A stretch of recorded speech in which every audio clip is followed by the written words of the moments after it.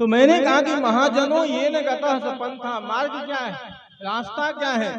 कहा महापुरुष का मार्ग ही रास्ता है। जिस रास्ते से महापुरुष लोग गए, जिस रास्ते से भगवान बुद्ध गए, सदगुरु कबीर गए, प्रवृत्ति जितने भी आचार्य हैं वो गए, वही हम लोगों के लिए मार्ग है। और जो महापुरुष होंगे, जो संत सदगुरु होंगे,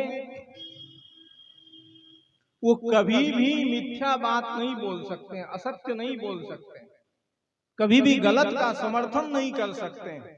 जो गलत का समर्थन करे वो कभी भी महापुरुष नहीं हो सकते, वो कभी भी सदगुरु नहीं हो सकते हैं। तो आपके जीवन का परिवर्तन कैसे होगा, आपके जीवन का बदलाव कैसे होगा, आपके जीवन का परिमार्जन कैसे होगा, उसके लिए रास्ता है, एक रास्ता है पतन का, एक रास्ता जाता है पतन की ओर, जहां आदमी के जीवन का पतन होता है। और पतन के मार्ग पर आज सभी लोग चल रहे हैं, क्योंकि मनुष्य के जीवन में गुण और दोष आते हैं संसर्ग से। बड़ा ही अच्छा शास्त्रों में कहा गया कि संसर्ग जा दोष गुणा भवंती, आदमी के जीवन में संसर्ग से दोष और गुण आते हैं। जैसे चिंतन वचन करने वाले, आचरण करने वाले व्यक्ति का आदमी संसर्ग करता है, वैसे गुण और दोष उसके जीवन में आ जाता है। संसर्ग जा दोष गुना भवंती, जैसे चिंतन वचन करने वाले, आचरण करने वाले व्यक्ति का आप संसर्ग करते हैं, अगर आप झूठ बोलने वाले का संसर्ग करेंगे, चोरी करने वाले का संसर्ग करेंगे, लंपट व्यक्ति का संसर्ग करेंगे, तो आपका जीवन भी वैसा ही हो जाएगा। नीतिविद ने बड़ा ही अच्छा कहा कि मति हीयते हीनैः सह समागमात्, समैश्च समतामेति विशिष्टैश्च विशिष्टाम। मति हीयते, सबसे पहले आदमी की मति हीन हो जाती है। सदगुरु कबीर देव ने भी कहा ना कि अगर आप अपने जीवन को ठीक करना चाहते हैं तो अपने सबसे पहले अपने मति को, बुद्धि को ठीक करिए। बुद्धि ठीक कैसे होगी? गलत व्यक्ति के संसर्ग करने से बुद्धि ठीक होगी? बुद्धि जब कभी भी किसी की ठीक हुई है, मति हीयते हीनैः सह समागमात्, हीन चिंतन वचन आचरण करने वाले व्यक्ति के संसर्ग में पड़ने से सबसे पहले आदमी की मति खराब हो जाती है, बुद्धि खराब होती है। एक छोटी सी कहानी कहूंगा मैं। सुगा देखते हैं? सुगा को जैसा आदमी पढ़ा देता है पिंजरा में, तोता को जैसा आदमी पढ़ाता है वैसा वो पढ़ लेता है ना। पिंजरा में तोते को बंद कर दीजिए और तोते को आप जैसा पढ़ाएंगे वैसा वो पढ़ लेता है। आप लोगों को पता है कि यहाँ के सुगा भी संस्कृत बोलते थे, पहले बोलते थे ना, कि जब शंकराचार्य जी आए शास्त्रार्थ के लिए महर्षि मंडन मिश्र गांव में, तो तोते भी संस्कृत में बोल रहे थे। कुतः आगता, अरे भैया कहाँ से आए हो, किम कारणम, काम क्या है, किस लिए आए हो, संस्कृत में बोल रहे थे तोते। आदि शंकराचार्य जी को आश्चर्य हुआ कि जहाँ के तोते संस्कृत में बोलते हैं वहां के लोग कितने विद्वान होंगे, कितने समझदार होंगे। तो दो तोता एक ही माता के गर्भ से जन्म लिया। मैंने क्या कहा कि एक ही माँ के गर्भ से चरित्रहीन का भी जन्म होता है, एक ही माँ के गर्भ से चरित्रवान का भी जन्म होता है, एक ही माँ के गर्भ से इंसान भी पैदा लेता है, एक ही माँ के गर्भ से हैवान भी पैदा लेता है, एक ही माँ के गर्भ से दुष्ट आत्मा भी पैदा लेता है, एक ही माँ के गर्भ से परमात्मा भी पैदा लेता है। राम भी उसी द्वार से आए, कृष्ण भी उसी द्वार से आए, रावण भी उसी द्वार से आए, कंस भी उसी द्वार से आए। तोता बाजार में बिक रहा था, तो उसी रास्ते से महात्मा जा रहे थे, महात्मा की निगाह पड़ गई तोते पर। तो जैसे ही निगाह पड़ गई, हम लोग भी तोता ही हैं, किसी संत की निगाह पड़ गई, खरीद करके ले आया।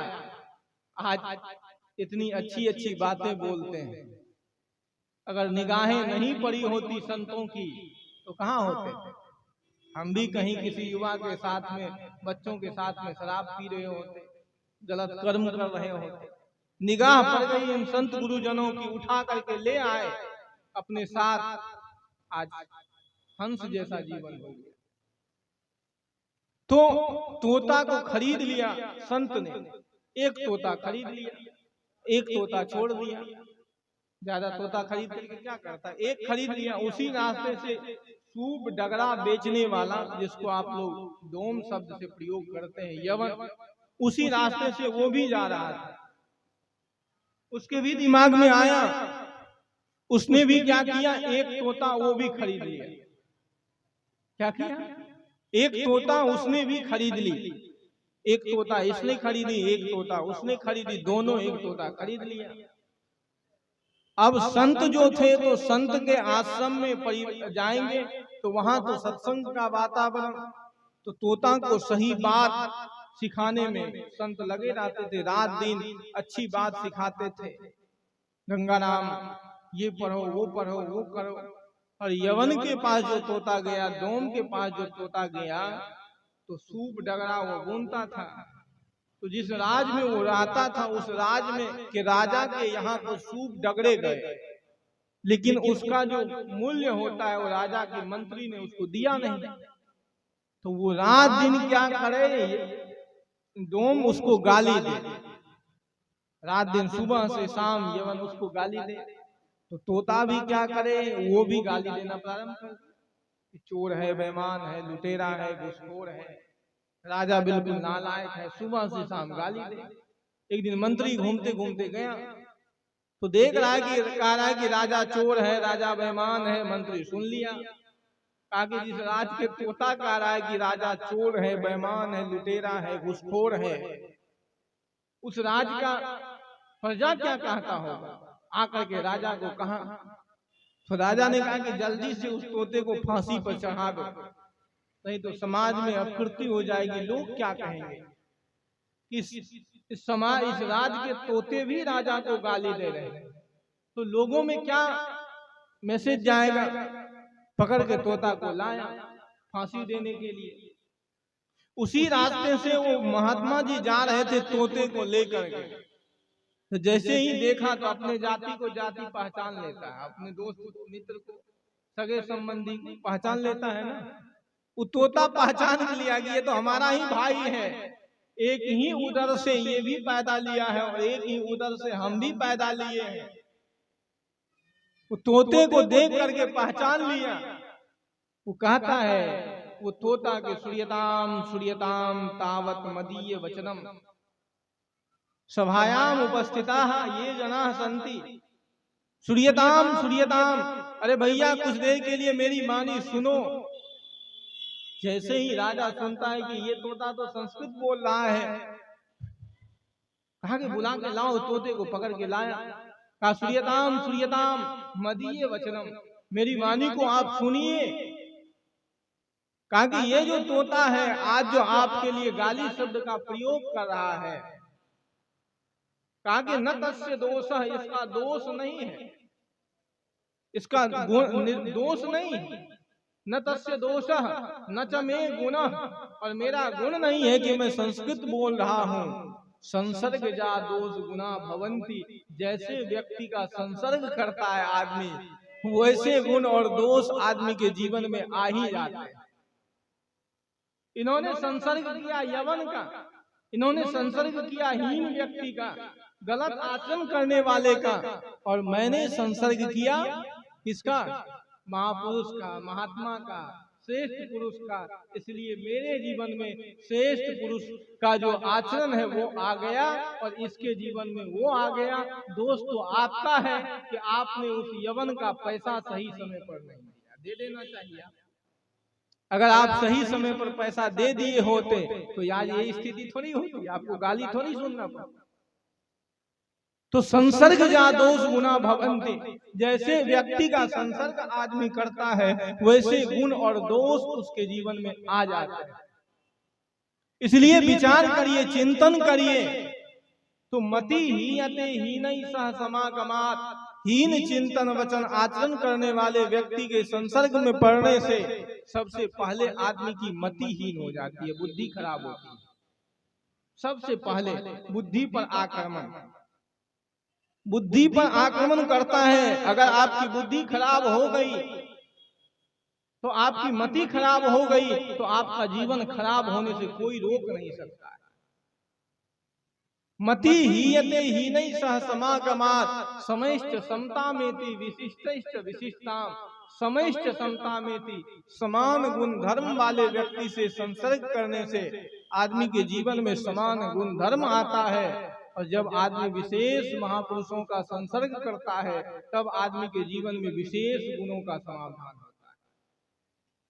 अगर विशेष गुण चाहते हैं, परिमार्जन चाहते हैं तो अपनी मति को ठीक करिए, अपने बुद्धि को ठीक करिए। और वो बुद्धि ठीक होगा कहाँ? वो बुद्धि ठीक करने का केंद्र क्या है? गलत व्यक्ति सबसे पहले बुद्धि पर आक्रमण करता है। गलत व्यक्ति के संसर्ग में पड़ने से सबसे पहले वो कहाँ आक्रमण करता है? बुद्धि पर। आदमी की बुद्धि पर पहला आक्रमण उसका बुद्धि पर होता है। बुद्धि को ही हर लेता है। जब बुद्धि ही चली गई तो आदमी विचार कहाँ करता है? करता है? विचार करने की शक्ति ही समाप्त हो जाती है। और जब विचार करने की शक्ति समाप्त हो जाती है तो आदमी गलत आचरण करना प्रारंभ कर देता है। इसलिए गोस्वामी जी ने तो यहाँ तक कहा कि भूल कर न दीजिए कुसंग में पांव। भूल करके भी आदमी को कुसंग में नहीं जाना चाहिए, गलत व्यक्ति के संसर्ग में कभी नहीं जाना चाहिए। भूल करके भी आदमी को कुसंग में, गलत व्यक्ति के संसर्ग में कभी भी नहीं जाना चाहिए। जो व्यक्ति गलत व्यक्ति के संसर्ग में चला गया उसका एक जन्म नहीं कितना जन्म खराब हो जाता है कोई नहीं बता सकता। एक जन्म की बात कौन करे? गोस्वामी जी ने तो साफ शब्दों में कहा भूल करके भी कुसंग में आदमी को पांव नहीं देना चाहिए, गलत व्यक्ति के संसर्ग में नहीं जाना चाहिए। देखिए 101 घटना आप लोगों के सामने है कि कुसंग में पड़ने से, गलत व्यक्ति के साथ में जाने से क्या किसके जीवन में हुआ। आप रामायण की घटना देख लीजिए। राम का राज्याभिषेक होने वाला है कि नहीं? पूरे अवधपुरी में उत्साह का माहौल है। इससे बढ़िया दिन और क्या हो सकता है कि राम का राज्याभिषेक हो रहा है। उस राम का, जो राम आदर्श पूर्ण जीवन जीने वाला व्यक्ति है, जो राम कहता है, जो राम का जीवन आदर्श पूर्ण है, मर्यादित जीवन है, उस राम का आज राज्याभिषेक होने वाला है। जो माता पिता और गुरु तीनों को देव मानते हैं, उस राम का राज्याभिषेक होने वाला है। पूरे अवधपुरी में उत्साह का माहौल है, खुशी का माहौल है। वही एक बुद्धि बिगड़ी हुई नारी मंथरा, वो जाती है केकई के पास। बुद्धि बिगाड़ने का काम समाज में भी बहुत लोग होता है। घर फोड़न, एक दूसरे के घर फोड़ने में बड़ा ही माहिर होते हैं। महिलाएं लोग सबसे ज्यादा घर फोड़ने में। पड़ोसी का घर, उसको जाकर के कान फुसकी कर दिया, वो उसको कर दिया, वो उसको कर दिया। कितने घर बर्बाद हो जाते हैं, इसी में चले जाते हैं। तो मंथरा चली जाती है केकई के पास। अभी तक केकई की बुद्धि सही थी। केकई से कहती है मंथरा कि राम का राज्याभिषेक होने वाला है। तो केकई कहती है कि खुशी मनाओ, नए वस्त्र सिला लो, इससे बढ़िया और क्या हो सकता है। आभूषण चाहिए तो तुरंत गले से आभूषण निकाल करके मंथरा को दे देती है कि ये लो, सज धज करके तुम भी आना। कहा राम का राज्याभिषेक होने वाला है, तुम हमारी बात को समझ नहीं रही हो। हम कहना क्या चाहते हैं, हम क्या कहना चाहते हैं, इस बात को तुम समझ नहीं रही हो। कहा क्या कहना चाहती हो? कहा राम का राज्याभिषेक होने वाला है, राजमाता बनेगी कौशल्या। तुम क्या बनोगे? राजमाता बनेगी कौशल्या, तुम क्या बनोगे? तुम्हारे लिए क्या मिलेगा? तुमको क्या मिलेगा? इसलिए विचार करो, चिंतन करो। वहीं से बुद्धि खराब हो गई। बुद्धि खराब हुई कैसे? मंथरा के साहचर्य में पड़ने से केकई की बुद्धि खराब होती है। केकई कहाँ जाती है जब बुद्धि खराब होती है? तो केकई चली जाती है कोप भवन में। वहीं से जहां से बुद्धि खराब हुई वहीं केकई गई कोप भवन में, और वहीं से आदमी का जीवन खराब होना प्रारंभ हो जाता है। आज हजारों साल बीत जाने के बाद कैकई के ऊपर जो कलंक लगा हुआ है, वो कलंक का दाग मिटा क्या? मिटा? आज भी लोग कैकई को कुमाता ही कहते हैं ना। लेकिन चाहे जो भी रहा हो, विषय वो अलग है। चला गया, कोप भवन में चली गई कैकई। जैसे ही दशरथ पता चला राजा को कि कैकई कोप भवन में गई है, तो समझाने के लिए दशरथ जी जाते हैं कि तुम क्यों कोप भवन में आई है?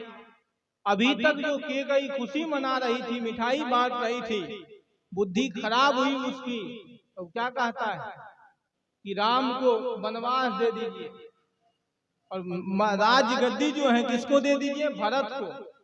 तापस वेश विशेष उदासी, तपसी का वेश धारण करके उदासीन भाव से जंगल जाए राम, और राज्याभिषेक किसका हो? भरत का। ये बुद्धि कैसे पलट गई 2 मिनट में? संसर्ग में जाने से आदमी की बुद्धि पलट जाती है, गलत व्यक्ति के संसर्ग में जाने से। आज बुद्धि बहुत लोगों की पलटी हुई है। बुद्धि को ठीक करिए। बुद्धि ठीक जिस दिन आपकी हो गई, जिस दिन आपके जीवन में सुमति आ गई, तो यकीन मानिए कि आपके परिवार में शांति आ जाएगी, आपका घर स्वर्ग हो जाएगा, आपका परिवार स्वर्ग हो जाएगा। वो वर्तमान विषय नहीं है मेरा, उधर मैं नहीं जाऊंगा, लेकिन विचार करके देखिए कि आज बुद्धि इतनी बिगड़ी हुई है समाज की, इतनी दूषित बुद्धि हो गई है आदमी की, कि आदमी का जीवन इतना दूषित विषाक्त कैसे हो गया? अरे भैया, अभी कह रहे थे साहब जी कि ये तो महापुरुषों की धरती है, जो महापुरुषों की धरती है वहां के लोग ऐसे कैसे हो गए? कहीं न कहीं इसकी बुद्धि खराब हुई, और बुद्धि खराब होती है आदमी की नीच व्यक्ति के संसर्ग में जाने से, गलत व्यक्ति के संसर्ग में जाने से। कभी भी सही व्यक्ति के साथ में रह करके किसी की बुद्धि खराब नहीं हो सकती, किसी की बुद्धि गलत नहीं हो सकती है। बुद्धि गलत हुई है, उसके मूल में कारण यही है कि नीच व्यक्ति का संग किया, गलत व्यक्ति का संग किया। तो मैंने कहा कि 2 रास्ते हैं। एक रास्ते है पतन का, पतन का मार्ग है जहां आदमी के जीवन का केवल पतन ही पतन होता है। उस रास्ते पर चलने के बाद अंतिम में जब परिणाम सामने आता है इंसान के सामने, तब आदमी रोता है, चीखता है, चिल्लाता है। क्योंकि जन्मजात कोई शराबी नहीं होता, जन्म से कोई मांसाहारी नहीं होता, जन्म से कोई कुकर्मी नहीं होता है। इसी समाज में रह करके, इसी समाज के साथ में जी करके, रच पच करके आदमी सब कुछ सीखता है। जैसे चिंतन वचन आचरण करने वाले व्यक्ति का संसर्ग करता है, वैसा गुण उसके अंदर आ जाता है। अगर शराबी का संसर्ग करेगा तो शराब पीने की लत उसको लग जाएगी। चोरी करने वाले व्यक्ति का संग करता है तो चोरी करने की लत उसको लग जाती है। गलत कर्म करने वाले व्यक्ति का संग करता है तो गलत कर्म करने लगता है, गलत आचरण करने लगता है, गलत जीवन जीने लगता है। तो एक मार्ग है पतन का, जहां आदमी के जीवन का पतन होता है, और पतन का मार्ग बड़ा चिकना होता है, उस पर सब लोग चले जाते हैं, बड़े आसानी से चले जाते हैं। पतन शराब पीने वाले व्यक्ति का समूह मिल जाएगा, मिलता है कि नहीं? शाम को आपको हनुमान थान पर, जहाँ हनुमान जी की मूर्ति लगी है, शाम को सारे गंजेरी वहां इकट्ठे मिल जाएंगे। आप मिलेंगे कि नहीं? जितने गंजेरी हैं सब गांजा पीने वाले शाम को हनुमान मंदिर में आपको मिल जाएंगे।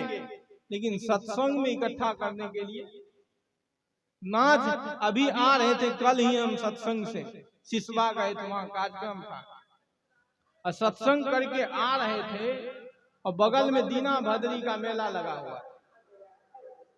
इतनी भीड़ थी, इतनी भीड़ थी कि कह नहीं सकते, महिला पुरुष सब एक पर एक लपेट लग रहा था। वहां क्या हो रहा है और वहां हो क्या रहा था? 5 गो लड़का था, औरत का वेश बना लिया, टीका लगा लिया, सब कुछ लगा लिया, बाल भी लगा लिया, और नाच कर रही है, नाच कर रहा है। और उसको देखने के लिए, वो नाच कर नहीं रही क्योंकि स्त्री तो है नहीं, पुरुष है, और पुरुष वेश बनाया स्त्री का, किस लिए? दिखावा करने के लिए। अब भीड़ इतनी है कि सब लोग तांता लगा रहे, पता नहीं लग रहा है कि क्या देख रहा है। आदमी की बुद्धि मारी गई है कि नहीं? बुद्धि है जगह पर। तो गलत व्यक्ति का जो है समूह बन जाता है, गलत व्यक्ति का जमावड़ा हो जाता है। सही व्यक्ति सही जगह पर आदमी को लाने के लिए बड़ा यत्न करना पड़ता है, बड़ा प्रयत्न करना पड़ता है, बहुत मेहनत करना पड़ता है, तब जाकर के सत्संग में आदमी आता है।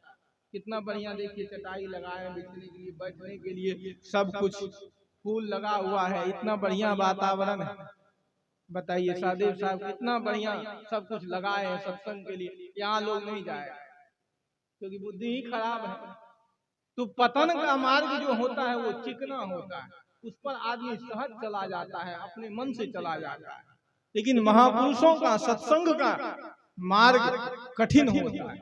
यहाँ परिवर्तन का मार्ग है, यहाँ बदलने का मार्ग है, यहाँ परिमार्जन का मार्ग है, यहाँ अपने जीवन का परिवर्तन का शोधन का मार्ग है। और यहीं आकर के आपके जीवन का परिवर्तन हो सकता है, आपकी बुद्धि का शोधन हो सकता है।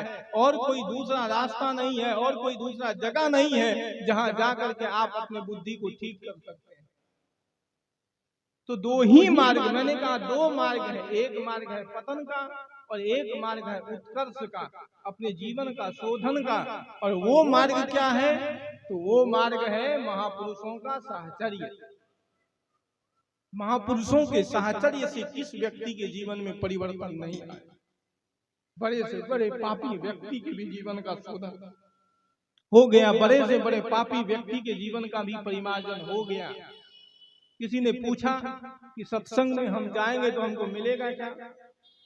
सत्संग में जाएंगे, अपना टाइम बर्बाद करेंगे। आज के समय में किसी के पास समय नहीं, मोबाइल चलाने के लिए समय है, बात करने के लिए फेसबुक चलाने के लिए समय है, लेकिन सत्संग में जाने के लिए किसी के पास समय नहीं, अच्छे काम के लिए किसी के पास समय नहीं है किसी के पास समय नहीं है। कहा इतना देर बाबा जी का भाषण सुनेंगे, इतना देर घर में बैठ करके कुछ और कर लेंगे।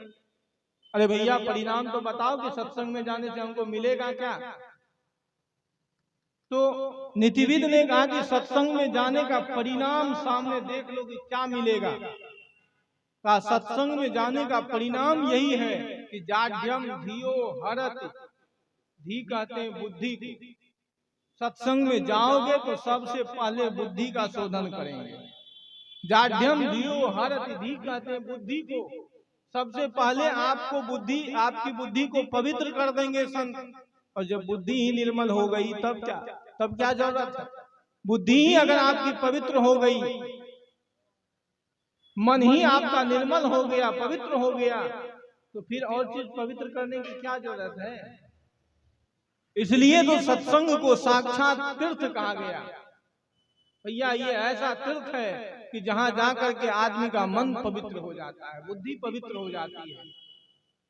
गंगा स्नान करने जाते हैं, शरीर शुद्ध हो सकता है, लेकिन आपकी बुद्धि शुद्ध होगी कि नहीं होगी इसका कोई ठिकाना नहीं। गंगा स्नान करने गए और उधर से गंगा स्नान करने के बाद बोतल पीते हुए आ जाता है। शरीर को तो पवित्र किया, लेकिन बुद्धि पवित्र नहीं हुई। तो बुद्धि पवित्र कहाँ होती है? कहा कि जाड्यम धियो हरति, धी कहते हैं बुद्धि को। बुद्धि की पवित्रता सत्संग में। जाड्यम धियो हरति सिंचति वाचि सत्यम, वाणी में सत्य का सृजन सत्संग करता है। मानोन्नतिम दीसति पाप मपाप पनोतु, समाज में मान और उन्नति को फैलाता है। अरे भैया सत्संगी का अगर वेश है, गले में माला है, कम से कम गले में कंठी है, तो कोई लोग कहेगा कि ये अच्छा आदमी है। कहता है कि नहीं? अगर गले में माला है तो झूठ बोलता है, कहते देखिए आपके गले में माला है, इसलिए माला तो झूठ संभल करके बोलिएगा, कहीं झूठ मत बोलिएगा। साधु को देख लिया तो आदमी को कहता है कि आप साधु हैं तो आप सच बोलिए, वेश देख करके। क्यों? तो ये आदमी का परिवर्तन होता है। जाड्यम धियो हरति सिंचति वाचि, मानोन्नतिम दीसति, मान और उन्नति को दिखाता है। सत्संगी को कोई भी जाता है तो प्रणाम ही करता है, आदर ही करता है। जितना सम्मान, जितना आदर महात्माओं को मिलता है, उतना सम्मान और उतना आदर किसी को नहीं मिलता। भले ही कुछ लोग व्यंग्य करने वाले मिल जाते हैं समाज में, वो अलग बात है, लेकिन सम्मान भी साधु का सबसे ज्यादा है। ये वेश मर्यादा का वेश है, ये वेश सम्मान का वेश है। तो जाड्यम धियो हरति सिंचति वाचि सत्यम मानो नतिम दीशति पाप मपाप करोति। अरे भैया, पापी से पापी व्यक्ति को भी अपाप कर देता है एक क्षण का सत्संग। आदि शंकराचार्य जी ने कहा कि क्षणमपि सज्जन संगति रेखा भवति भाव वितरणे नौका। का क्षण भर का सत्संग आदमी के जीवन का परिवर्तन कर देता है, परिमार्जन कर देता है।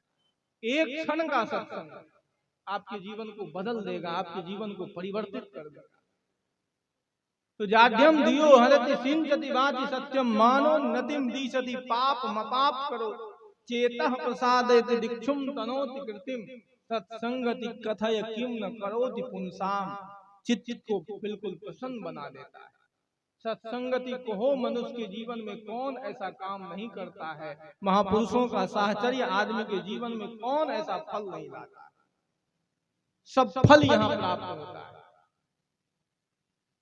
गोस्वामी जी ने तो साफ कहा कि सुनहि समुझहि जन मुदित मना लहहि चारि फल अचत तनु साधु समाज प्रयाग। प्रयाग का कुंभ जाने से आपको कुछ मिले न मिले, लेकिन ये ऐसा कुंभ है, यहाँ 4 फल आपको सहज ही प्राप्त हो जाएंगे, धर्म अर्थ और काम और मोक्ष। जीवन का परम प्रयोजन भी सत्संग में आकर के प्राप्त हो जाता है। तो मैंने कहा कि कौन महापुरुष सबसे पहले, कि महापुरुष कौन, महापुरुष का जीवन कैसा। तो मनस्य एकम वचस्य एकम कर्मण्य एकम महात्मनाम। जिनके मन वचन और कर्म तीनों एक जैसा है, जिसके जीवन में बाहर भीतर दोनों एक जैसा है, कहीं भी कोई परिवर्तन नहीं। वो जैसा कहता है वैसा जीता है, जैसा बोलता है वैसा उसका आचरण होता है, जैसा वेश है वैसा उसका जीवन है, वही तो महापुरुष है। जैसा वेश बनाया वैसा वो आचरण करता है। वेश बना लिया और आचरण रावण जैसा है, ऐसा होने वाला करने वाला व्यक्ति कभी महापुरुष नहीं हो सकता। तो जैसा वेश बनाया, जैसा शरीर है, जैसा आभूषण है, जैसे वस्त्र धारण किए, वैसा आचरण महापुरुष का होता है। मन वचन कर्म तीनों एक जैसे होते हैं। और जो दुरात्मन होते हैं, गलत व्यक्ति होता है, वो बोलता तो प्रिय है, प्रिय बोलता है कि नहीं। दुष्ट व्यक्ति क्या करता है, बोलता तो प्रिय है, हमेशा इतना प्रिय बोलेगा कि लगेगा कि इससे बढ़िया आदमी दुनिया में कोई नहीं है, और ले जाकर के ऐसा गड्ढा में गिराएगा कि जिंदगी भर याद करोगी कि कहां ले जाकर के गिराया। दुष्ट का यही लक्षण है, खल का यही लक्षण है। बोलता तो प्रिय है, दिखता तो ऊपर से अच्छा है, लेकिन करता ऐसा है कि सामने वाले को जिंदगी भर के लिए याद दिला देता है। तो ये दुरात्मन का लक्षण है, महापुरुष का लक्षण और दुष्ट व्यक्ति का लक्षण। अब आपके जीवन पर निर्भर करता है कि आप किसका संग करना चाहते हैं। अगर दुष्ट का संग करेंगे, फल का संग करेंगे, कुकर्मी का संग करेंगे, तो आपके जीवन में वैसे ही गुण धर्म, वैसा ही आचरण आपका होगा। और अगर आप श्रेष्ठ पुरुषों का संग करेंगे तो आपके जीवन में श्रेष्ठ गुण आएंगे और एक दिन आप भी महापुरुष हो जाएंगे। इन्हीं कुछ चंद शब्दों के साथ